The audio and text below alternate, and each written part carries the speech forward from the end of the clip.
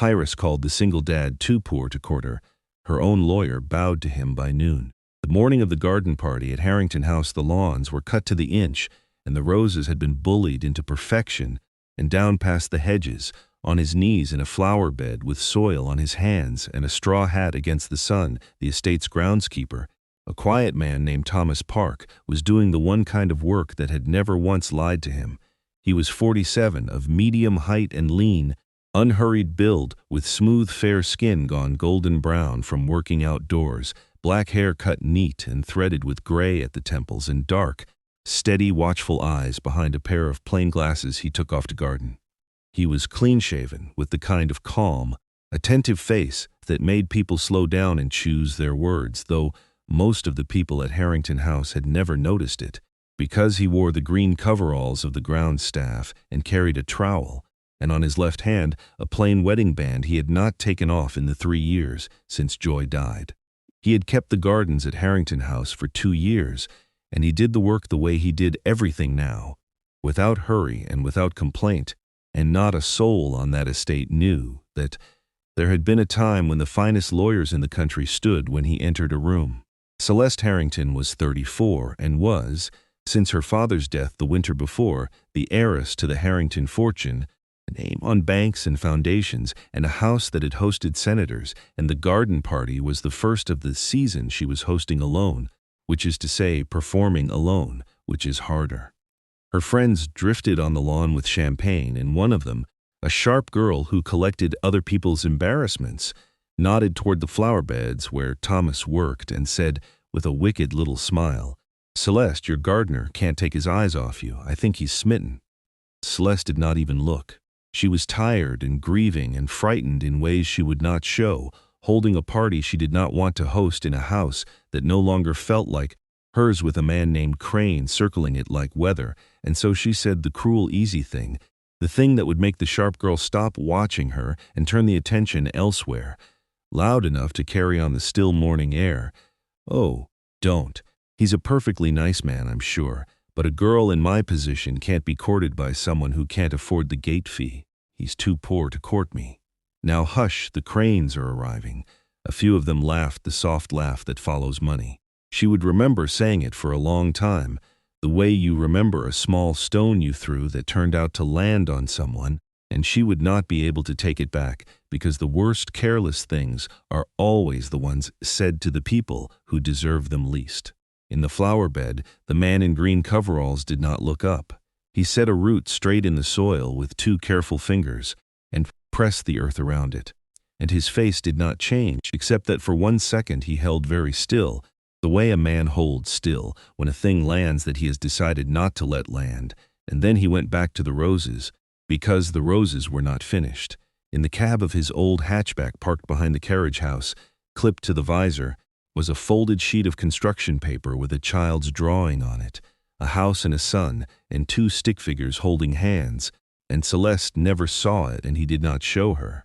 The Cranes arrived, which meant Lionel Crane, who had been her late father's business partner, and was now the executor of his estate, a polished silver man who moved through Harrington House as though measuring it for himself.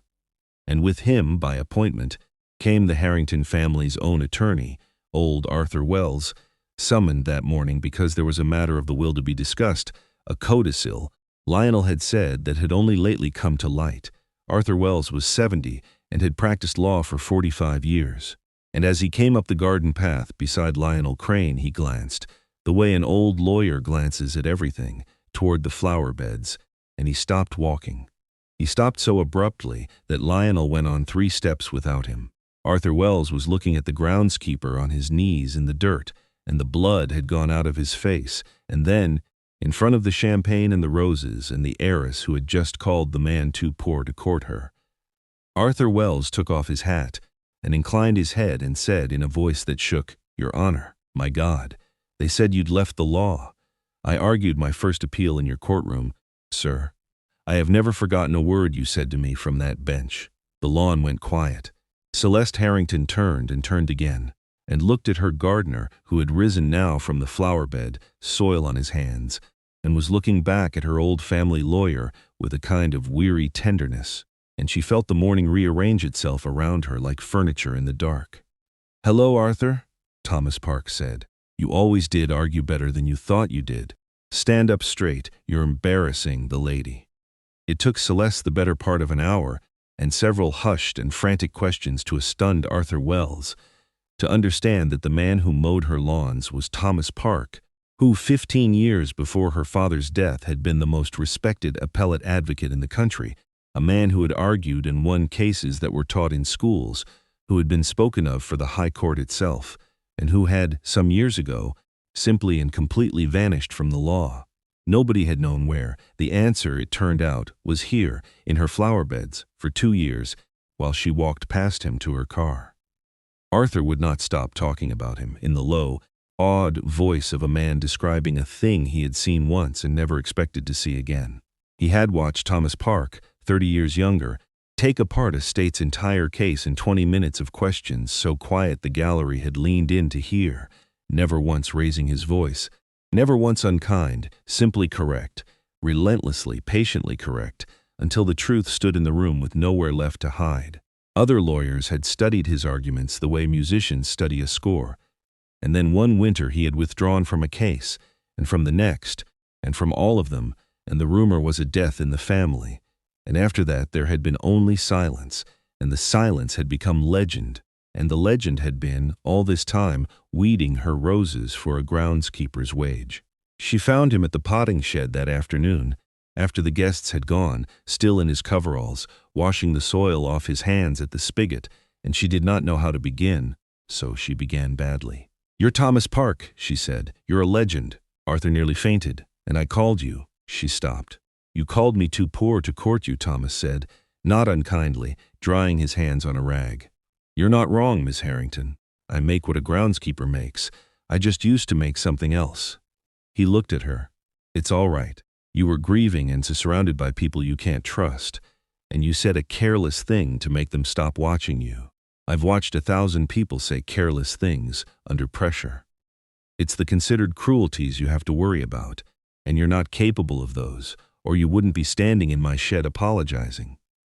"Why are you here?" she asked. Why would a man like you be pulling my weeds? And because she had asked it plainly, without performance, he told her plainly. He had been everything they said, and more than that, he had loved it, the law, the clean machinery of it, the way a good argument could take a powerful man's cruelty and turn it inside out in front of everyone and leave the truth standing where the cruelty had been. And then his wife, Joy, who had been a public defender, who had loved the law as a thing that was supposed to protect people and had spent her life making it keep that promise for people who had no one, who had earned 1/10 of what he earned and been 10 times the lawyer in every way that the word was supposed to mean, had gotten sick.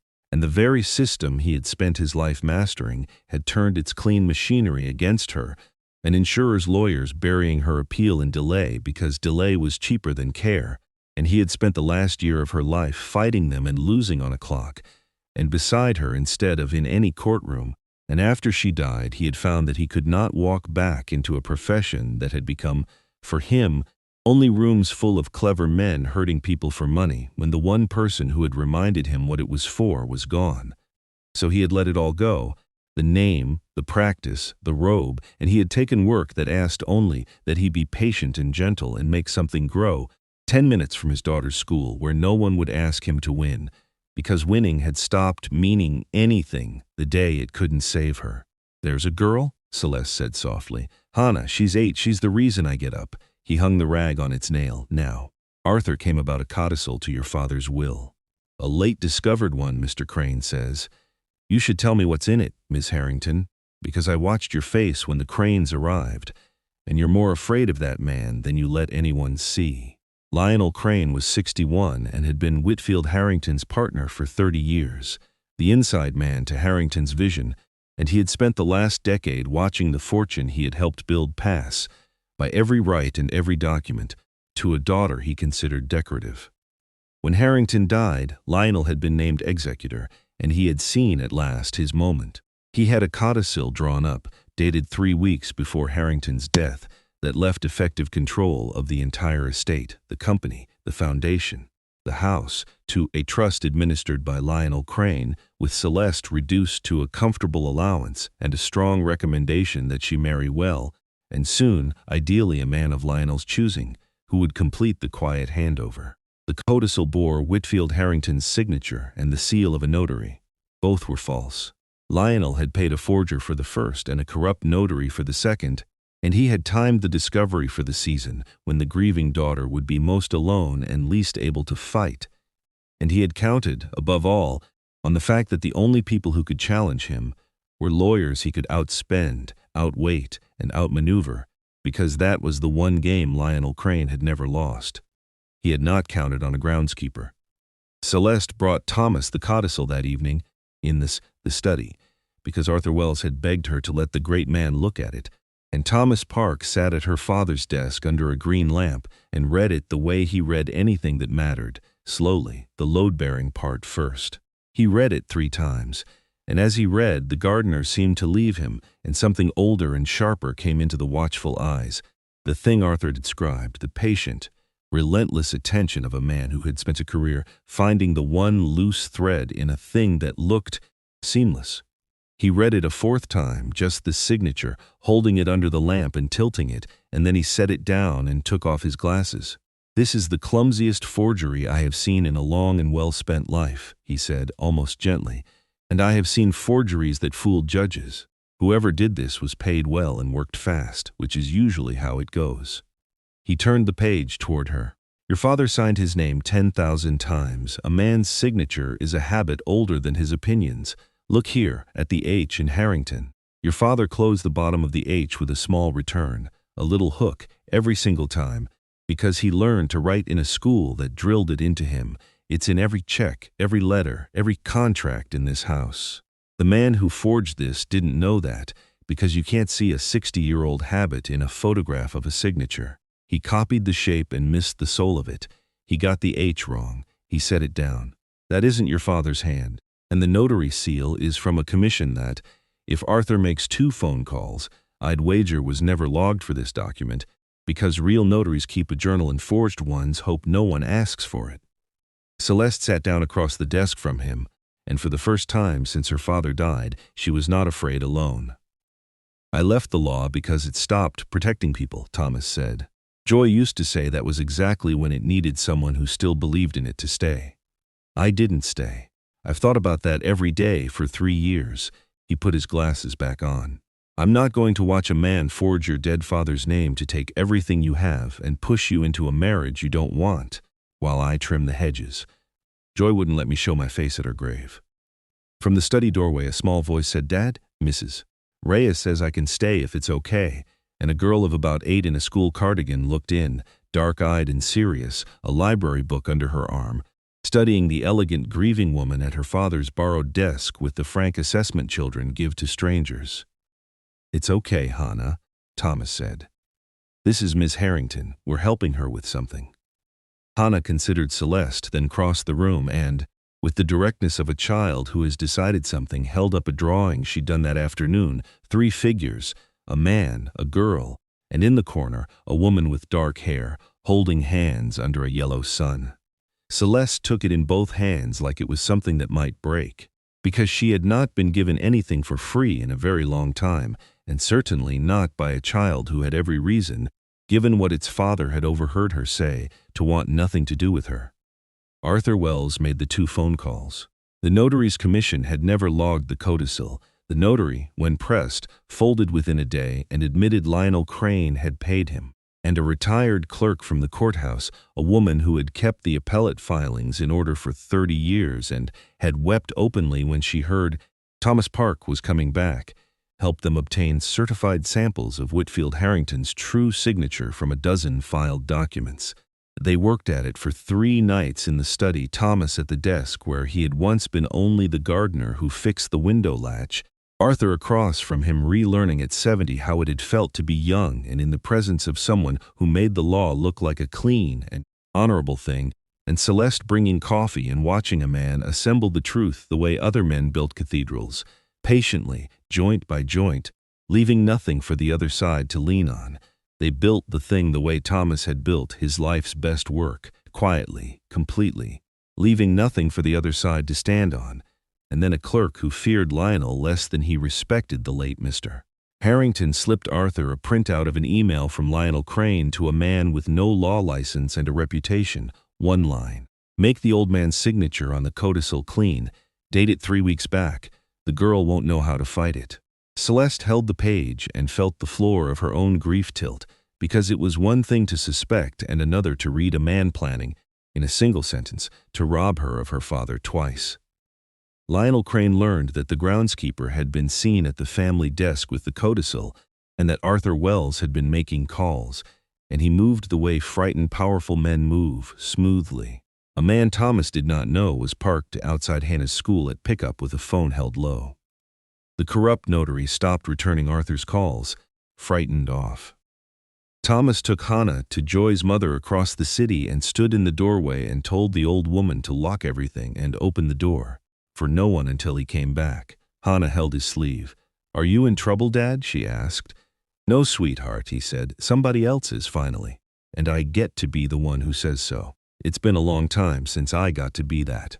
That night, for the first time in 3 years, he took the cedar box down from the top shelf of the hall closet behind the towels, where the rest of who he had been was kept. His bar card, a photograph of Joy on the courthouse steps the day she won a case that freed an innocent man, laughing, her arm around a stranger's shoulders. And folded at the bottom, a thing he had not been able to look at, the last brief he had ever written, the one for Joy's own appeal of the insurance company that had denied her the treatment, the one he had not finished in time. He sat with it a while, and he did not cry. He had done that, but something clenched in him for 3 years, let go by 1 degree, because he understood, finally, that the law had not failed Joy, men had, and that the difference between those two things was the whole of why she had loved it, and the whole of why she would want him to pick it back up. He left the box down off the shelf this time, where he could reach it. The formal reading of the codicil was set for Friday morning in the great library of Harrington House, the estate lawyers, the foundation board, a few reporters Lionel had quietly invited, so that the handover would feel like history rather than theft. Lionel Crane sat at the head of the long table in a dark suit, the codicil in a leather folder before him, smiling the smile of a man who had counted the votes for 30 years. Celeste was meant to sit and receive the news of her own reduction. She stood instead. "Before we read my father's wishes," she said, "I'd like to introduce the lawyer who'll be representing the estate this morning." And the door opened, and Thomas Park walked in. He had traded the green coveralls for the one dark suit he still owned from his old life, beautifully cut, a little loose on him now, pressed that morning. He carried a slim folder and his old glasses. He did not look at the reporters. He found Arthur Wells along the wall and gave him the smallest nod, and the old lawyer straightened in his chair as though 20 years had come off. Him then. Thomas set the folder on the table and addressed the room in the voice that had once made appellate judges lean forward. "My name is Thomas Park," he said, and around the table the older lawyers went still, because they knew the name the way young priests know the name of a saint. "Some of you know me. I left the practice some years ago for reasons of my own. I've come back this morning for one matter only." He laid his hand on the leather folder in front of Lionel Crane. "This codicil is a forgery. Whitfield Harrington never signed it. It was drafted to strip his daughter of her inheritance and hand control of his life's work to the man sitting in his chair, and it was timed for the season she'd be too grieved and too alone to fight it. I am here, so she is neither." The screen at the end of the library lit because Arthur had seen to it. Whitfield Harrington's true signature from a dozen filed documents, the small returning hook on every H, beside the codicil's signature where the hook was missing, the difference ringed in red by an examiner 2 days fast, the notary's empty journal, no entry for this document on the day it claimed.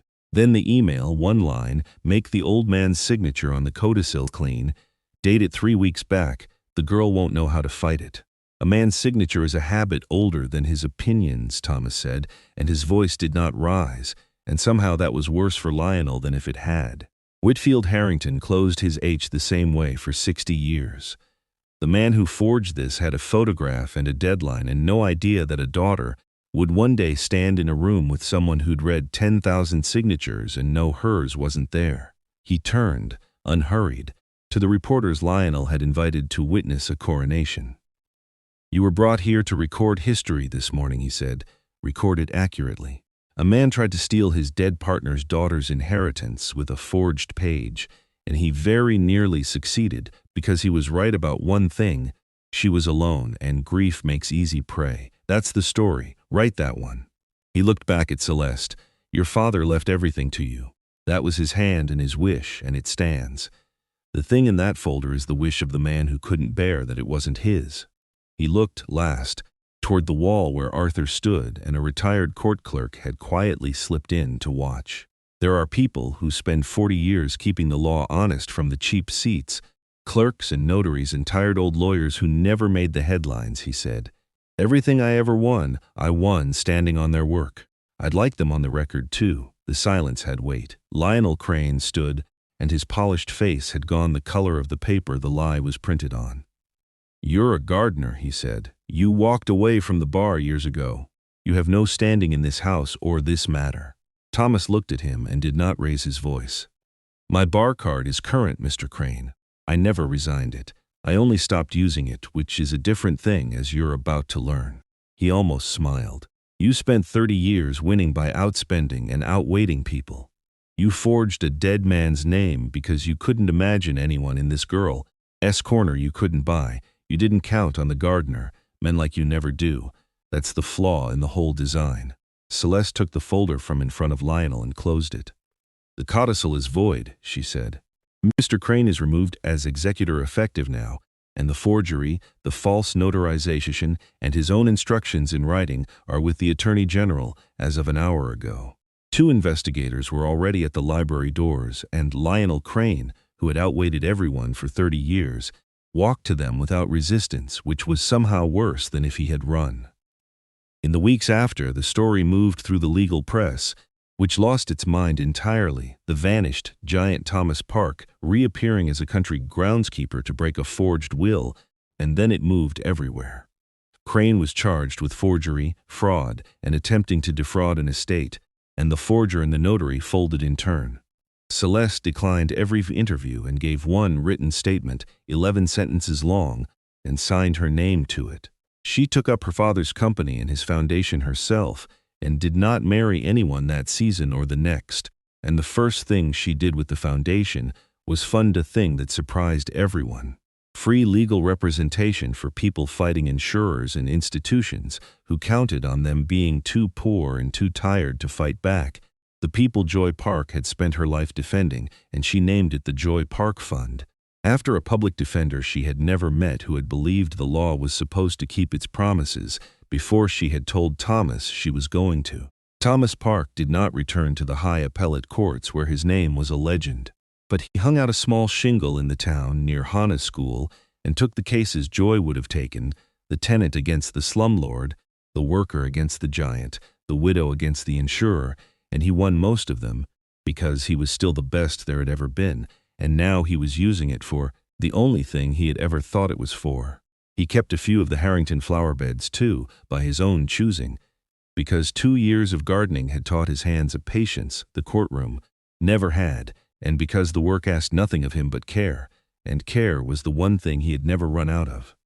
On a gray morning in March, Celeste drove him to the cemetery where Joy was buried, and she stayed 3 steps back while he crouched and set something on the grass before the wheat stone, the last brief, the unfinished one, folded small, weighted with a stone, because he had finally understood it was time to set it down. She heard him say, low, not quite to anyone, "I went back, Joy, for a girl who didn't have anyone in her corner, the way you'd have wanted, and then, softer, you were right, it was the men who failed, never the law, and I'm sorry it took me so long to hear you." He did not say more. Celeste did not come closer. She understood that her place at that moment was not nearer, and that there are things a man says to a stone that a living person is only allowed to stand near and not inside. Celeste started coming by his little office on the weekends, first with foundation business and then with none, and she traded her heels for flats that got scuffed on his worn office stairs, and learned the names of Hannah's library books, and let the girl beat her at a card game whose rules changed whenever Hannah was losing. One evening she watched Thomas teach Hannah to make an argument at the kitchen table, his calm hands flat on the wood, slow, no wasted motion, the same care he must once have turned on the highest court in the land. "You don't win by being loud," he told her. "You win by being right, and then by being patient enough to let the room get there too." Hannah made her case for a later bedtime with such grave precision. 3 reasons in order of strength, a concession to the other side, a close that came back to her best point, that he granted it on the merits and told her solemnly that he had seen grown lawyers do worse before judges who let them, and she looked up at him with the pride of a child trusted with a real thing.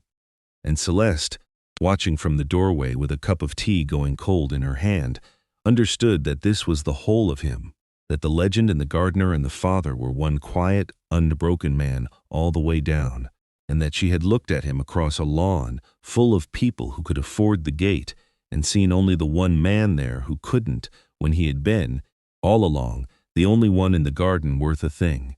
On a clear Saturday in spring, the 3 of them planted a new bed along the front of his little office, Thomas on his knees in the soil he loved, Hannah dropping the bulbs in crooked, Celeste in old clothes patting the earth down, and a man passed on the sidewalk who turned out to be a former client, freed years ago by a brief this gardener had written, and he stood a long time, just looking, and shook Thomas's dirt-covered hand, and could not speak, and Thomas held it together until the man had gone. Hannah looked up and asked, "Are you going to stay with us forever?"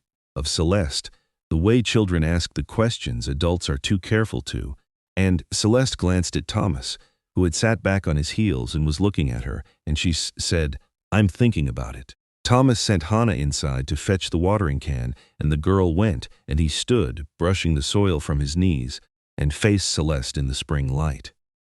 "You don't have to promise a child something you haven't promised yourself," he said. "Especially this one. She chose you a long time before either of us did." "I'm promising both of them," Celeste said. At the same time, he looked at her a long moment, this woman who had called him too poor to court her and then handed him back the law. Then he raised his hand and tucked a loose strand of hair behind her ear with the back of one earth-stained knuckle. The first time he had touched her in all the weeks she had been coming, she did not pull back. He did not move closer. It was a moment, no more, but it was long enough for both of them to know it had finally arrived. Hannah came back with the watering can already overflowing down her front and slipped one wet hand into her father's and one into Celeste's and tugged them down to admire the crooked new bed the way she did, as if this had always been the arrangement and she had only been waiting for the grown-ups to catch up. By summer the little office had a waiting room full of people no one else would take, and Hannah had her own small chair behind her father's desk where she did her homework and, she insisted, reviewed his cases, and the photograph of the woman laughing on the courthouse steps sat in a frame where Thomas could see it while he worked.